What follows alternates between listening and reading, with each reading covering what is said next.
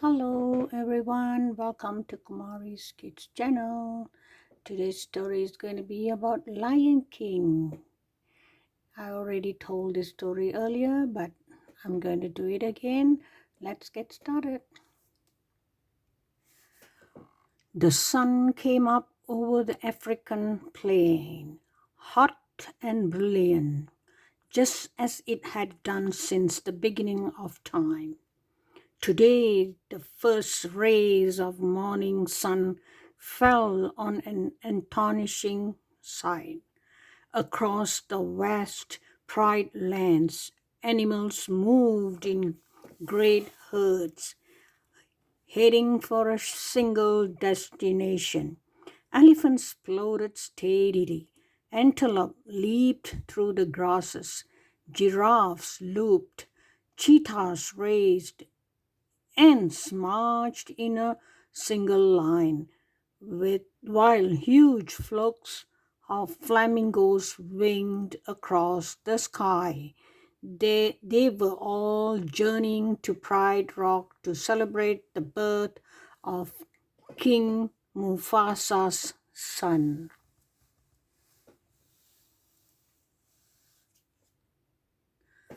Above the gathering on the top of Pride Rock, Rafiki, the wise old mystic, approached King Mufasa and Queen Sarabi.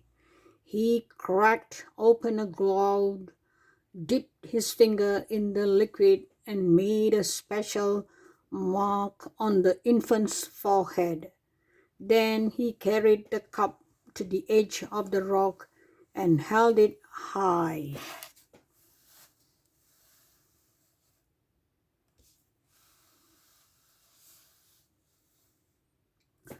A loud cheer rose from the plain.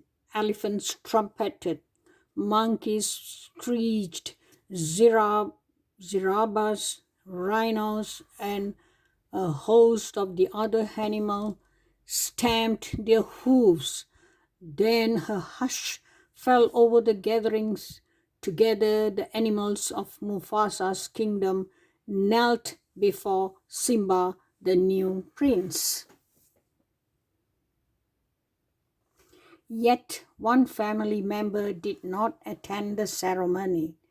Mufasa's brother, Scare, had spent the entire morning toying with a mouse. He was just about to eat it when Zazu, the king's majordoma, appeared. Startled, Scare turned and the mouse scampered away. Now look, Zazu, you have made me lose my lunch, Scare complained. You'll lose more than that when the king gets through with you. But Scare wasn't listening.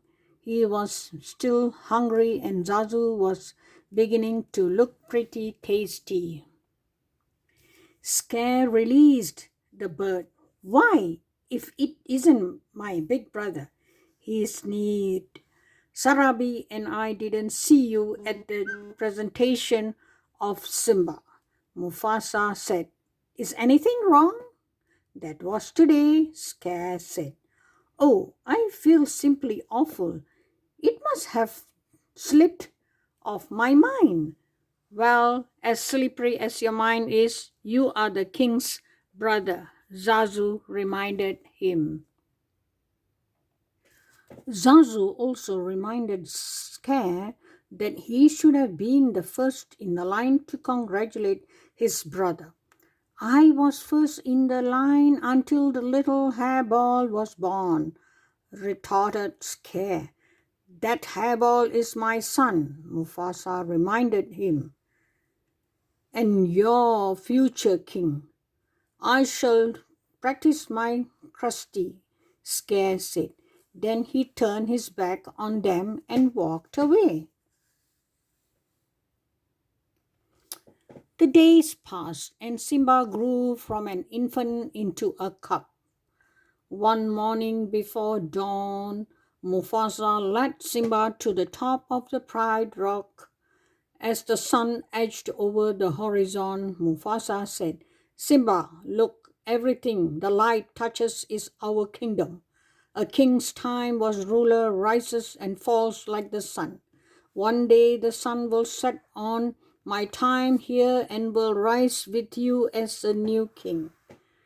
And this will all be mine. Wow, said Simba, looking around. But what about the shadowy place? Mufasa turned to his son. That is beyond our borders. You must never go there, Simba. As they wandered away from the Pride Rock, Mufasa said, Simba, everything you see exists together in delicate balance. As king, you will need to understand that balance and respect all creatures because we are all connected in the great circle of life. The young cub tried to listen, but a grasshopper caught his eye and he chased after it. Just then Zazu arrived with the morning report. Sir, he addressed Mufasa, hyenas have crossed into the Pride lands. Quickly, the king ordered his majordoma to take Simba home. Oh, Dad, can't I come? Simba whined. No, son, his father replied, and he took off after the dark shapes in the distance. After Zazu made sure that Simba was home safely, the excited cub found Scare sunning himself on a rock. Hey, Uncle Scare, Simba cried. My dad just showed me the whole kingdom, and I'm going to rule it all. Scare squalled. Then slowly he began to smile. So your father showed you the whole kingdoms, did he? Did he show you what's beyond the rise at the border? No, said Simba. He said I can't go there. And he's absolutely right, Scare replied. It's far too dangerous. Only the bravest of lions go there. An elephant graveyard is no place for young prince. An elephant? What? Said Simba. Wow. Oh dear. I've said too much, said Scare, grinning slyly. Just do me one favor, he added. Promise me that you'll never visit that dreadful place. Oh, remember, it's our little secret. As Scare backed away, Simba stared at the distant spot on the horizon. He had no idea that Scare had cleverly set a trap to rid himself of the future king forever. Simba knew that he would be disobeying his father if he went into the elephant graveyard, but hadn't Uncle Scare said that only the bravest of lions dare venture there. Wouldn't Dad be proud of such a brave cub? Thought Simba. Soon after, Simba went into search of his best friend Nala. He was happy to find Nala with her mother Sarafina and Queen Sarabi. Mom, he said to Sarabi, I just heard about this great place. Can Nala and I go? Where is this place, Simba? His mother asked. Oh, near the water hole, the cub fibbed. Uncle Scare had said it was a secret. All right, said Sarabi. As long as Zazu goes with you. Not Zazu, thought Simba. He'll spoil everything.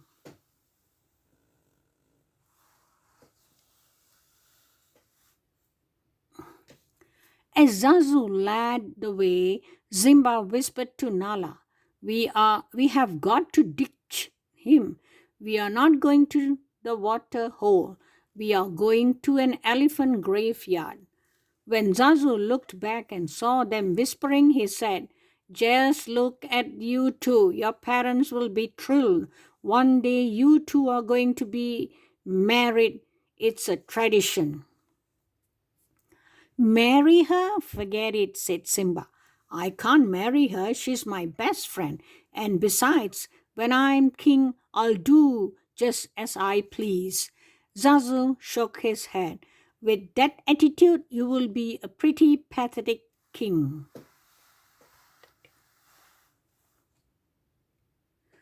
Simba laughed at Zazu. I can't wait to be a king. The cub shouted, and he scampered away across the plains. Nala followed, and the two of them darted in and out of herds and escaped from Zazu. It, it worked. We lost Zazu, said Simba, laughing. Now we can look for the elephant graveyard. In the spirit of victory, Simba playfully leaped for Nala, but she was too quick for him and flipped him into his bag. Together they tumbled down a hill until they landed with a thud. Next to them was huge elephant skull. This is it. We made it, said Simba. Wow, exclaimed Nala. It's really creepy. Come on, said Simba. Let's check it out. Before they could climb into the skull, Zazu caught up with them. We are way beyond the boundary of the Pride Lands, he said. And right now we are all in very real danger. I laugh in the face of danger, said the brave lion cub. Ha ha, ha ha. Before they could climb into the skull, Zazu caught up with them. We are way beyond the boundary of the Pride Lands, he said. And right now we are all in a very real danger. I laugh in the face of danger, said the brave lion cub. Ha ha, ha ha, replied the elephant skull. Then out of the skull's cavernous eye holes popped three slobbering hyenas. Well, well, Banzai, what have we got here? Said one hyena. I don't know, Zanzi, answered another. What do you think, Id? Id, the third hyena just licked his lips and laughed. Baring their fangs in wide grinds, the hyenas crept toward trespassers. They grabbed Zazu first. Why don't you pick on somebody your own size? Simba shouted. The hyenas dropped Zazu and raced after the cubs. When Zenzi threatened Nala, Simba swept his claws across hyena's nose. The hyenas raced after the cubs, who found themselves trapped inside the bones of an elephant's rib cage. Then the angry hyenas advanced towards Simba, their sharp teeth gleaming. A giant paw suddenly struck Zenzi, sending her and the other hyenas into the pile of bones. Not far from where Simba waited, a herd of wild beasts grazed. Not far from the herd, three hyenas waited too. They were waiting for a shingle from scare. Shenji saw him first. There he is, let's go. The hyenas ran toward wild beasts. Sensing danger, the herd panicked and stamped into the gorge straight toward Simba. Nearby, Mufasa and Zazu noticed the dust rising from the gorge. Mufasa, scared, yelled, appearing from behind a rock. Quick! Simba's down there. With no thought of his own safety, the Lion King leaped onto the gorge and snatched the cup out of the path of the deadly hooves.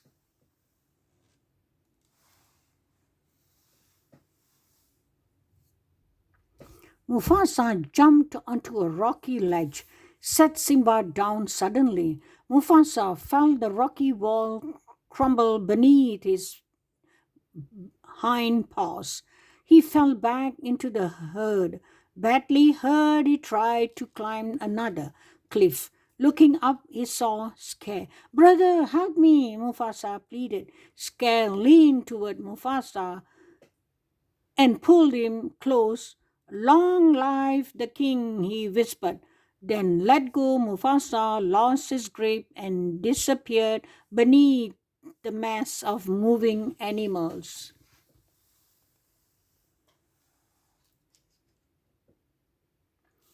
Unaware of what Scare had done, Simba saw his father fall.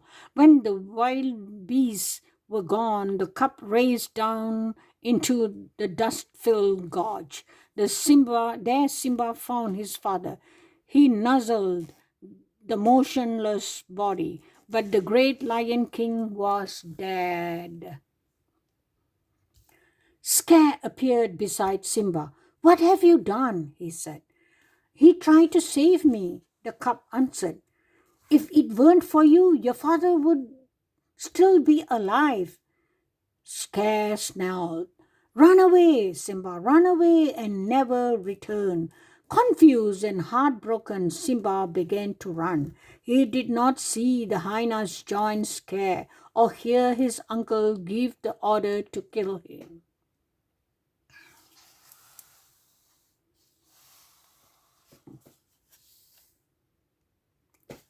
When Simba opened his eyes again, the burning sun and the vultures were gone, but a meerkat and a warthog were standing over him. You okay, kid? Said the meerkat. You nearly died, said the warthog. We saved you. Thank you for your help, Simba replied. He stood on wobbly legs and started to leave. The meerkat, after the shaky cub, where ya from? It doesn't matter, Simba said quietly. Then he admitted, I did something terrible, but I don't want to talk about it. Then you are an outcast, cried the merchant. So are we. My name's Timon, and he's Pumbaa. Take my advice, kid. You gotta put your past behind you. No past, no future, no worries. Hakuna Matata.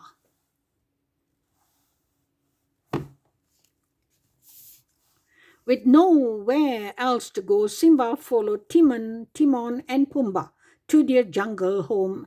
As Timon handed Simba home, wriggling bugs to eat, the mercat repeated, This is the great life. No rules, no responsibilities, and best of all, no worries.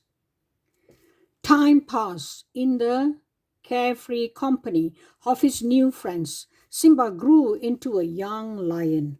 One night, while the three of them were gazing at the stars, Simba said, Someone once told me that the great kings of the past are up there watching over us. Pumbaa and Timon laughed. Who'd have told you a crazy thing like that? Said Timon. Simba, thinking of his father, was silent. The next day, as Simba was wandering through the jungle, he heard his friends shout for help. Simba hurried toward the sound. Pumbaa was caught beneath the trunk of a fallen tree, and Timon was trying to protect him from a hungry young lioness. Simba laughed and introduced Nala to his friends. She smiled politely, but she could not stop staring at Simba. Finally, she said, Everyone thinks you are dead. They said, Simba said. Yes, Cat told us about the stampede. What else did he tell you? Simba asked cautiously. What else matters? Nala exclaimed. You are alive, and that means you are the king. King? Cried Timon and Pumbaa in surprise. Excusing themselves, Simba and Nala strolled into the jungle. Scare let hyenas take over the Pride Lands. Nala said, everything's destroyed. There's no food, no water. Simba, if you don't do something soon, everyone will starve. I can't go back, he insisted. Nala did not understand why Simba refused to accept responsibility and help the pride. What's happened to you? She asked. You're not the Simba, I remember. You are right, I'm not, he said. Now, are you satisfied?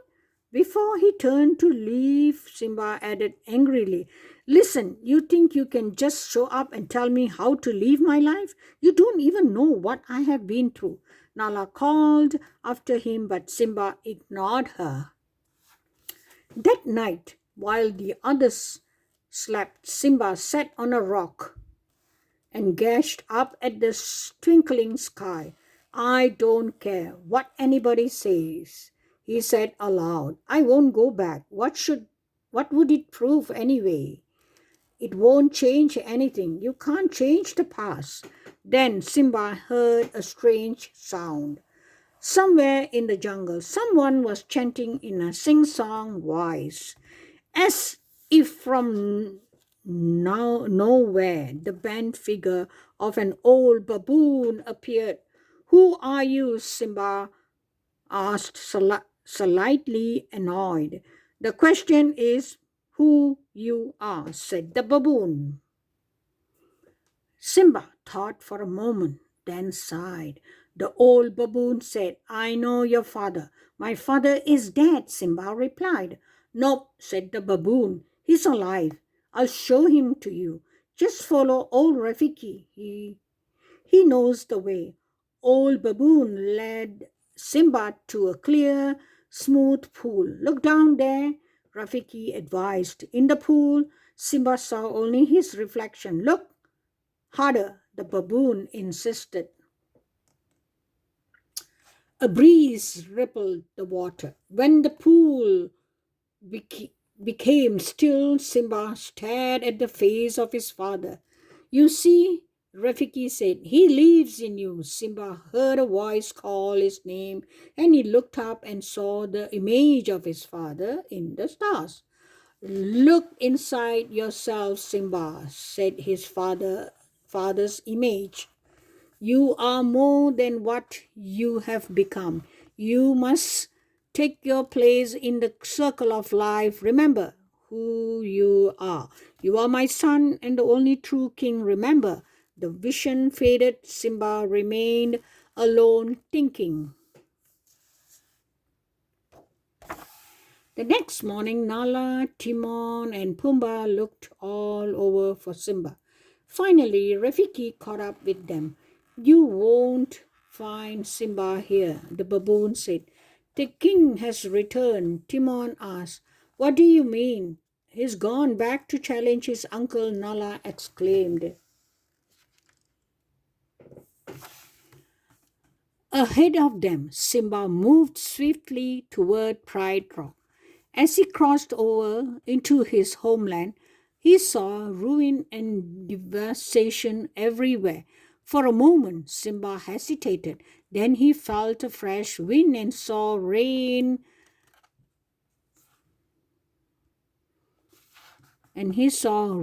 clouds gathering on the horizon. With renewed hope, he continued his journey.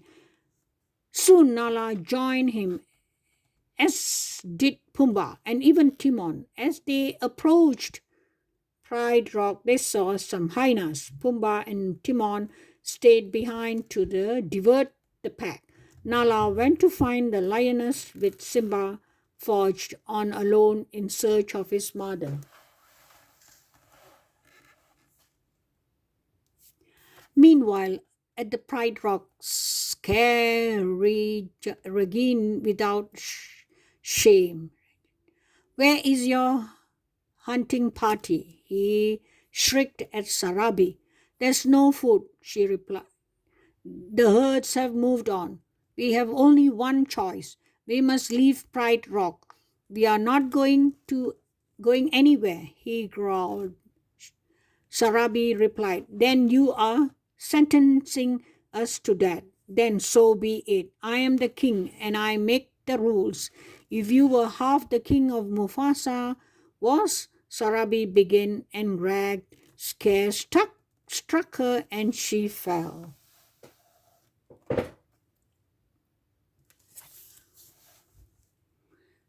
A tremendous roar echoed among the rocks. Scare rolled and saw a great lion before him. Mufasa, he said, gasping, no, it can't be. You are dead, weak, and delirious.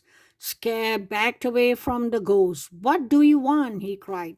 Why are you here? Go away, go, leave me alone. Although many years had passed, Sarabi still recognized her son, Simba.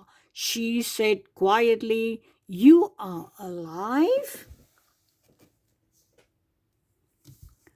Then Simba saw, scared, crawling up Pride Rock. Simba dashed up the steep face,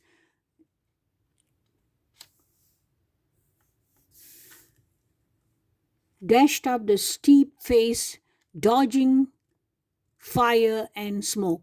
This time he trapped Scare at the edge. Simba, you don't understand, Scare insisted. I didn't kill your father. It was the hyenas. They are the they are the enemy now that you are back. Together we can defeat them. Run away, Scare, Simba commanded, repeating the advice his uncle had gone once given him. Run away and never return, Scare started to slink away, but then he turned and lunged from Simba. Acting swiftly, Simba hurled Scare off the cliff. The sound of hungry hyenas drifted up from the gorge, revealing Scare's awful fate. As rain began to fall, Simba climbed to the top of the Pride Rock.